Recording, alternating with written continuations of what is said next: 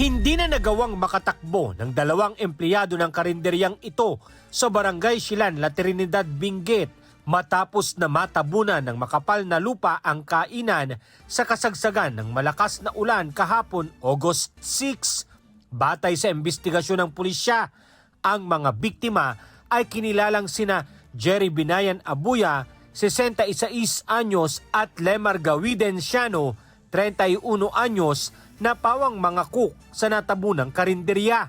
Agad silang sinuri ng isa sa mga doktor na remuspuende at sa kasamaang palad. Sila ay idineklarang dead on the spot. Matapos nito, agad na hinukay at dinala ang kanilang mga labi sa BMS Cruz, La Trinidad.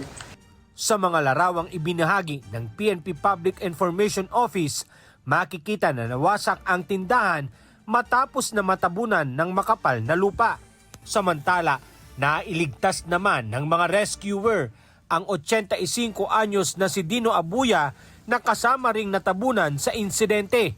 Agad siyang dinala sa ospital at ngayon ay nasa maayos ng kalagayan pero patuloy pa rin siyang binabantayan ng Benguet General Hospital. Siya po ay nasa stable na kondisyon na ngayon, ngunit patuloy na na-admit sa ospital para sa karagdagang obserbasyon.